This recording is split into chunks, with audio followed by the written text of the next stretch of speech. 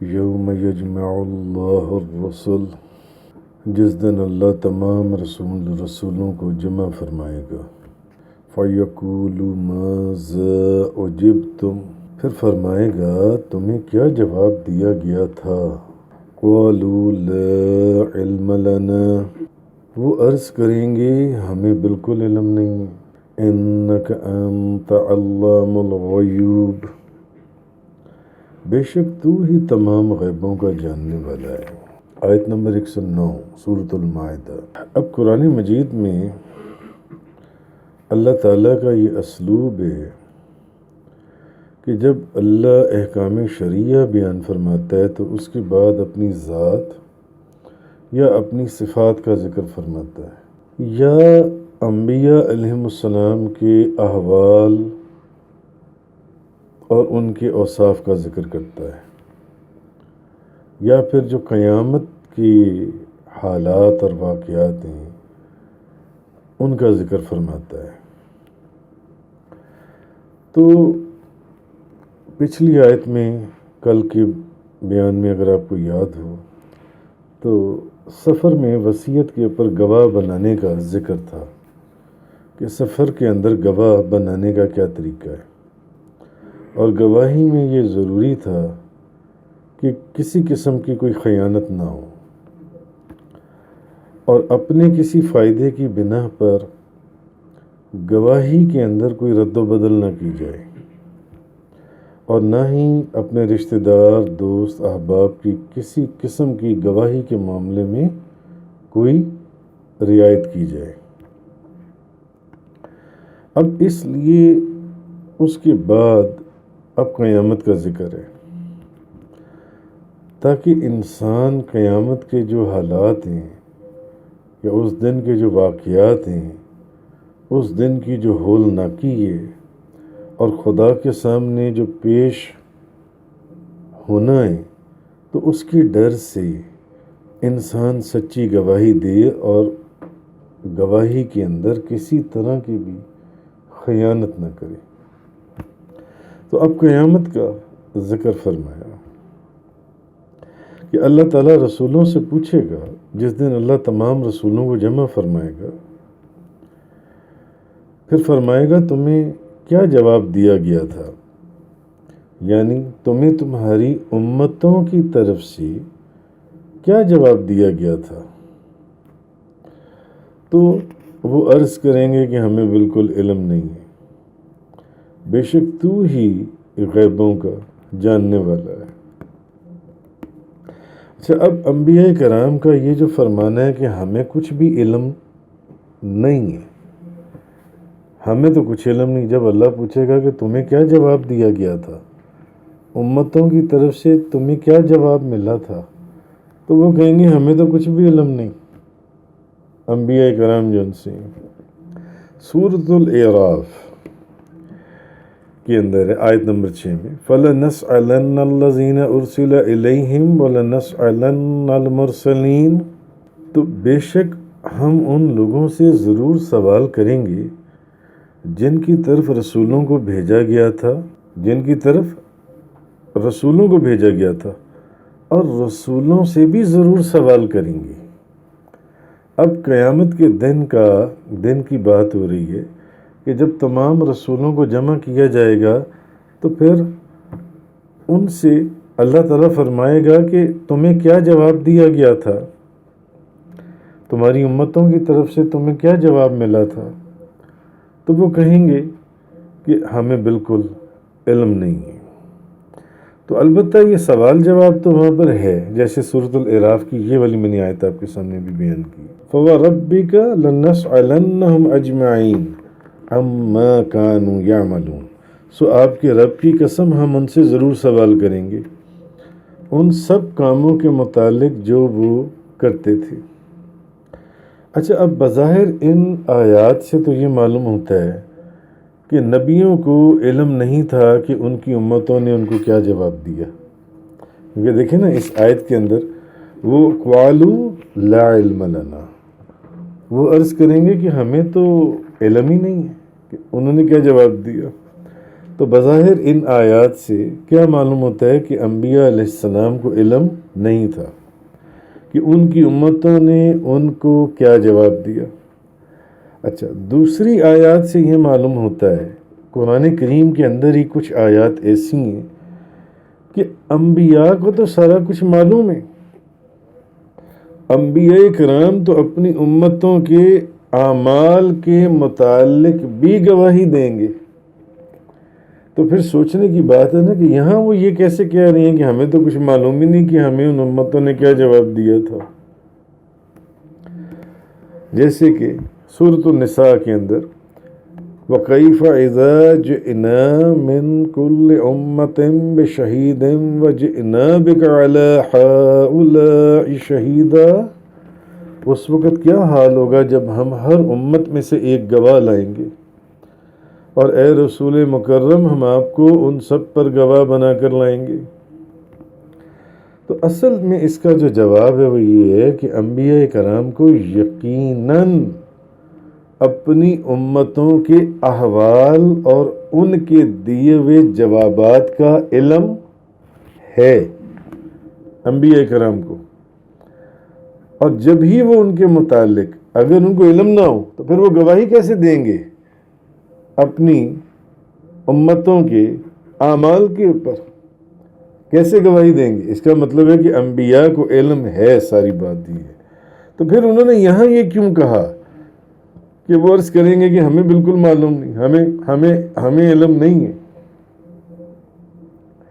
تو اصل چیز یہ ہے کہ وہ اللہ تعالیٰ سے یہ عرض کریں گے کہ ہمیں اصلاً علم نہیں ہے اس بات کا۔ مطلب یہ ہے کہ مولا کریم تیرے علم کے سامنے ہمیں کچھ علم نہیں،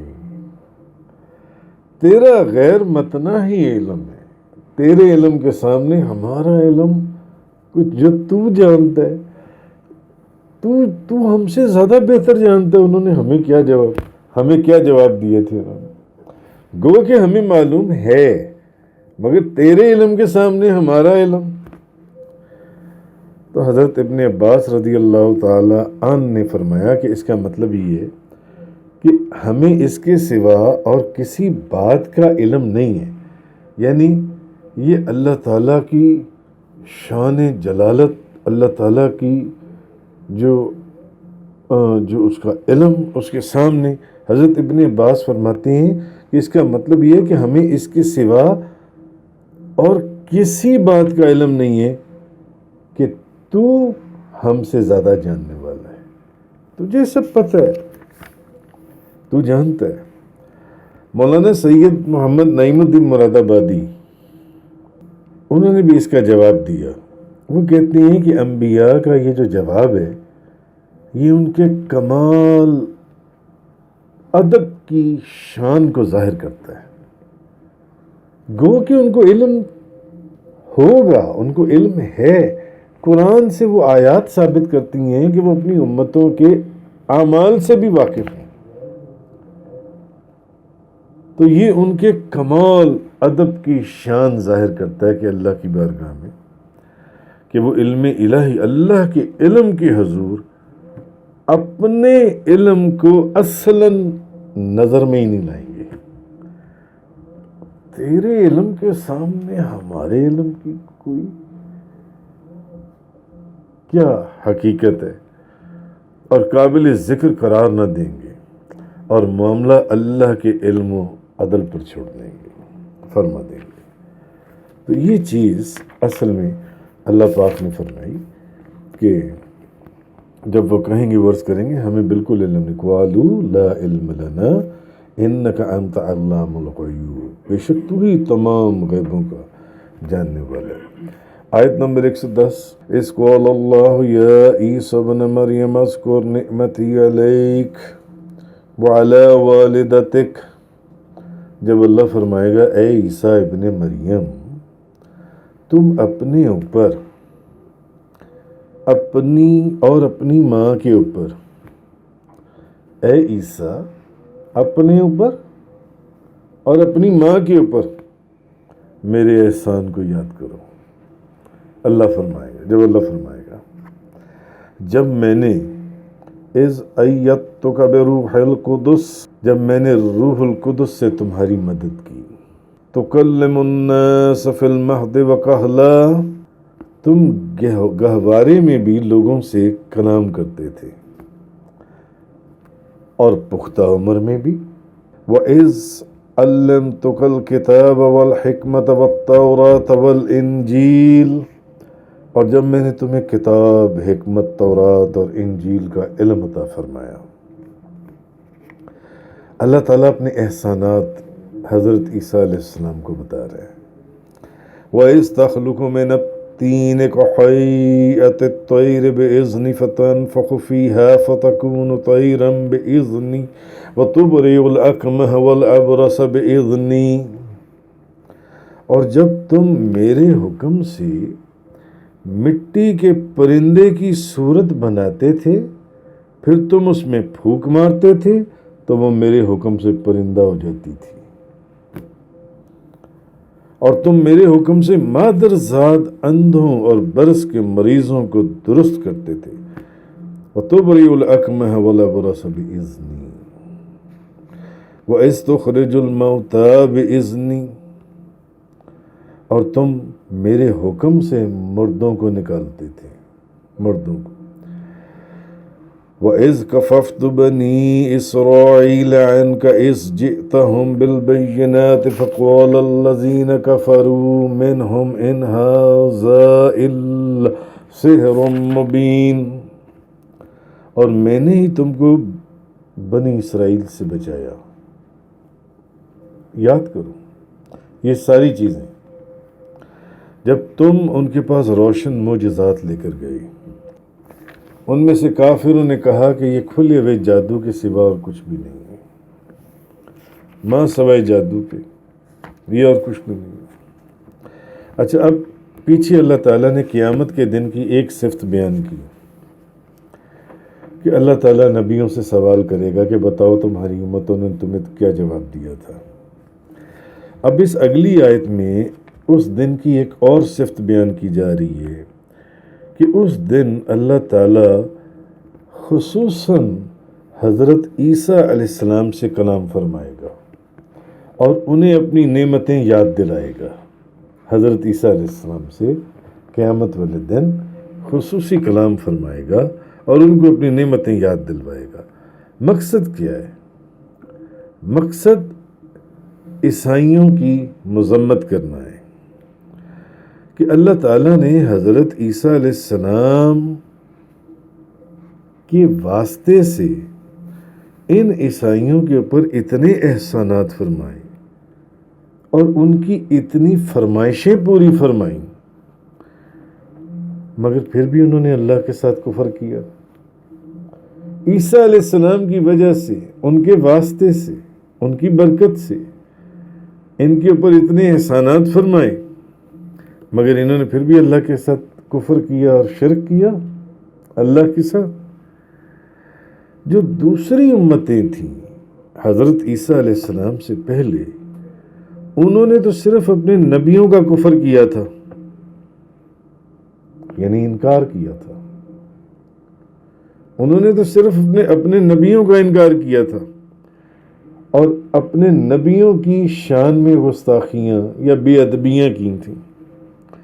مگر یہ جن کے اوپر میں نے اتنی اپنی نوازشیں، اتنے احسانات اور اتنی برکتیں نازل فرمائیں، عیسائیوں کی بات ہو رہی ہے، مخاطب حضرت عیسیٰ علیہ السلام سے اللہ تعالیٰ، یہ کفر میں ان امتوں سے بھی اتنے آگے بڑھ گئے. انہوں نے تو نبیوں کا انکار کیا اور ان کی بارگاہ میں گستاخی کی، یہ تو ڈائریکٹ خدا کی بارگاہ میں گستاخی اور بے ادبی کے اوپر اتر آئے، اور انہوں نے اللہ کی ایک بیوی اور ایک اللہ کا بیٹا بھی ثابت کرنے کی کوشش کی. ان لوگوں نے تو اللہ کی طرف بیوی اور بیٹے کی بھی ان لوگوں نے نسبت کر دی. تو روح القدس سے حضرت جبریل علیہ السلام مراد ہیں. قدس سے مراد اللہ کی ذات ہے، یعنی اللہ کی پسندیدہ روح. اچھا، حضرت عیسیٰ علیہ السلام پر اللہ تعالیٰ کا یہ احسان ہے کہ اللہ تعالیٰ نے ان کی مدد طاہر اور نورانی روح سے کی، حضرت عیسیٰ علیہ السلام کی۔ پھر تم گہوارے میں بھی لوگوں سے کلام کرتے تھے اور پختہ عمر میں بھی، یعنی بچپن میں بھی کلام کرتے تھے جب گود میں تھے، اور پختہ عمر میں بھی۔ ہر دور میں ان کا کلام عقل اور حکمت کے مطابق تھا۔ پنگوڑے میں بھی حضرت عیسیٰ علیہ السلام نے فرمایا کہ میں اللہ کا بندہ ہوں، اس نے مجھے کتاب عطا کی اور مجھ کو نبی بنایا، اور میں جہاں بھی ہوں مجھے برکت والا بنایا، میں جب تک زندہ ہوں مجھے نماز پڑھنے اور زکوٰۃ دینے کا حکم دیا۔ حضرت عیسیٰ علیہ السلام کو اللہ تعالیٰ نے گہوارے میں وحی فرمائی، اب پنگوڑے میں بھی کلام کیا، بچپن میں بھی، اور کہولت 30 سال کے بعد کی عمر کو کہتی ہیں، 30 سال کے بعد کی عمر کو۔ اور حضرت عیسیٰ علیہ السلام 30 سال کی عمر سے پہلے آسمانوں کی طرف اٹھا لیے گئے۔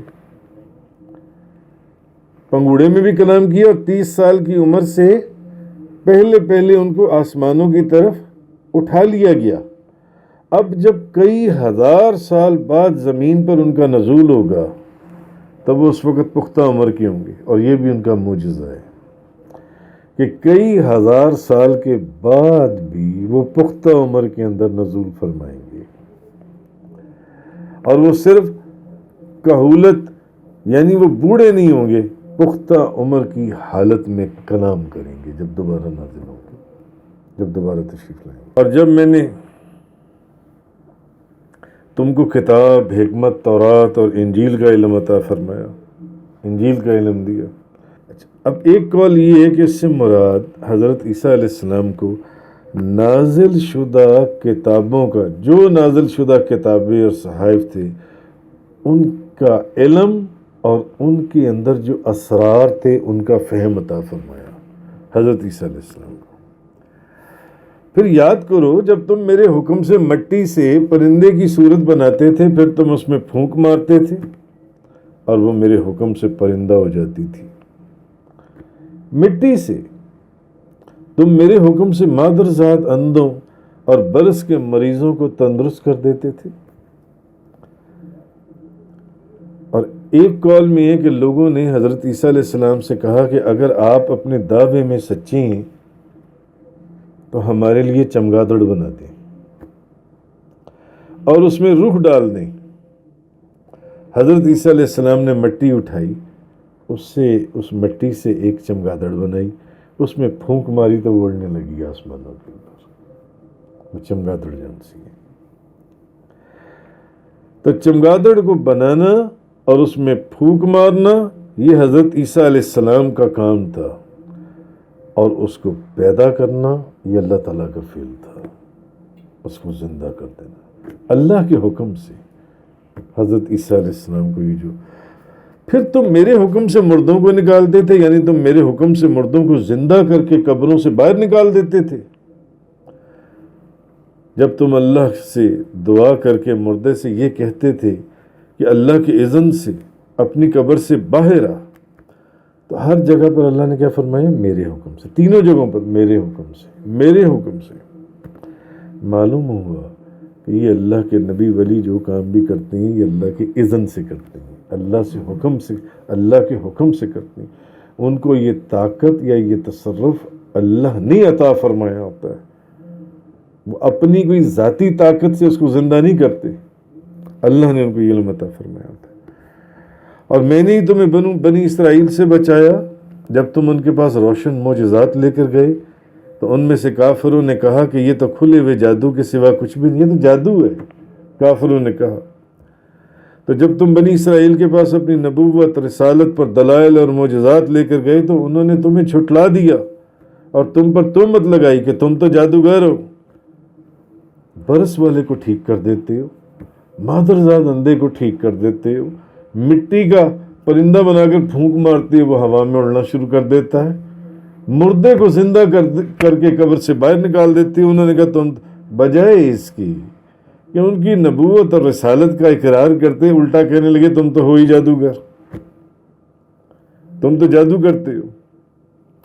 اور اس پر بھی یہ کہ انہوں نے تمہیں قتل کرنے اور سولی دینے کا ارادہ کیا، پھر یاد کرو کہ میں نے تمہیں اپنی طرف اٹھا لیا اور تمہیں ان کے شر سے بچا لیا، تمہیں ان کے شر سے بچا لیا۔ تو یہ چیز اللہ پاک نے اس آیہ کریمہ کے اندر آیت نمبر 110 کے اندر فرمائی۔ آگے فرمایا وَإِذْ أَوْحَيْتُ إِلَى الْحَوَارِيِّينَ أَنْ آمِنُوا بِي وَبِرَسُولِي، اور جب میں نے حواریوں پر الہام کیا، حواریوں پر الہام کیا کہ مجھ پر اور میرے رسول پر ایمان لاؤ، قَالُوا آمَنَّا وَاشْهَدْ بِأَنَّنَا مُسْلِمُونَ، انہوں نے کہا ہم ایمان لائے، اے اللہ تو گواہ ہو جا کہ بے شک ہم مسلمان ہیں۔ یعنی یہ بھی اللہ کی شان تھی۔ نبی کا کام ہے تبلیغ کر دینا، نبی کا کام ہے ہدایت کا راستہ دکھا دینا، آگے ہدایت یافتہ بنانا یہ اس کا کام ہے، یہ اس کا ہدایت یافتہ بنانا۔ تو جب میں نے حواریوں پر الہام کیا کہ میرے اوپر اور میرے رسول کے اوپر ایمان لے آؤ، انہوں نے کہا ہم ایمان لائے، اور اے اللہ تو گواہ ہو جا کہ بے شک ہم مسلمان ہیں۔ ان حواریوں نے کہا حضرت عیسیٰ علیہ السلام کی کہ یا اللہ تو گواہ رہنا کہ ہم مسلمان ہیں۔ اب حواری حضرت عیسیٰ علیہ السلام کے مخلص اصحاب تھے، اصحاب تھے۔ اب اس آیت میں ذکر یہ کیا کہ میں نے حواریوں کی طرف وحی کی۔ اللہ جس کلام کو اپنے نبی کی طرف نازل فرماتا ہے، خواہ وہ فرشتے کے واسطے سے ہو، وہ جبریل علیہ السلام لے کر آئیں، یا وہ کلام بلا واسطہ ہو، دونوں صورتوں میں اس کو وحی کہتے ہیں۔ اللہ تعالی جس کلام کو اپنے نبی کی طرف نازل فرماتا ہے، بھلے وہ فرشتے کے واسطے سے ہو یا بلا واسطہ، اللہ کلام فرمائے اپنے نبی سے تو اس کو وحی کہتے ہیں۔ اس لیے اس آیت کے معنی کہ ہم نے حواریوں کی طرف الہام کیا، تو قرآن پاک کے اندر کئی آیتوں میں وحی کا مطلب جو لفظ وحی آیا ہے وہ وحی نہیں لیا جائے گا، اس کو الہام لیا جائے گا۔ وحی تو صرف نبی کی طرف لازم، وحی کی طرف نبی کی طرف نازل ہوگی نا۔ اب یہ جو حواری تھے یہ نبی تو نہیں نہ تھے، تو پھر یہاں وحی کے معنی وحی نہیں کیے جائیں گے بلکہ الہام کے کیے جائیں گے، کیونکہ وحی تو نبی کی طرف ہوگی، بھلے وہ فرشتے کے واسطے سے ہو، جبریل علیہ السلام لے کر آئیں، یا وہ ڈائریکٹ ہو، بلا واسطہ ہو، وحی تو نبی کی طرف ہوگی نا۔ مگر اگر وحی کا لفظ کہیں کسی اور کے لیے بولا جائے، جیسے حضرت عیسیٰ علیہ السلام کے حواریوں کے لیے بولا گیا، تو اب وہ وہاں وحی کے معنی وحی نہیں بلکہ الہام کیے جائیں گے۔ جیسے کہ قرآن پاک میں ایک آیہ مبارکہ کے اندر سورۃ القصص وَأَوْحَيْنَا إِلَىٰ أُمِّ مُوسَىٰ عَنْ أَرْضِعِهِ، اور ہم نے موسیٰ کی ماں کی طرف الہام فرمایا کہ انہیں دودھ پلاؤ۔ یہاں وحی کے معنی کیا لیے گئے؟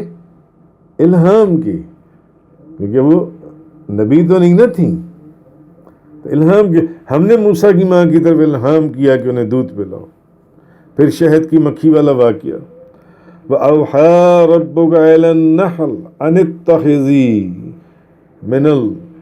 مِنَ الْجِبَالِ بُيُوتًا وَمِنَ الشَّجَرِ وَمِمَّا يَعْرِشُونَ، اور آپ کے رب نے شہد کی مکھی کے دل میں ڈال دیا کہ پہاڑوں میں گھر بناؤ، اور درختوں میں اور چھپڑوں میں جنہیں لوگ اونچا بناتے ہیں ان جگہوں پر گھر بناؤ۔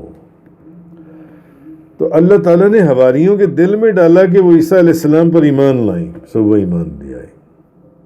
تو ان آیات کے شروع میں اللہ تعالیٰ نے حضرت عیسیٰ علیہ السلام اور ان کی ماں پر اپنی نعمتوں کا ذکر فرمایا تھا۔ پھر جن نعمتوں کا ذکر فرمایا ان سب کا تعلق حضرت عیسیٰ علیہ السلام سے ہے۔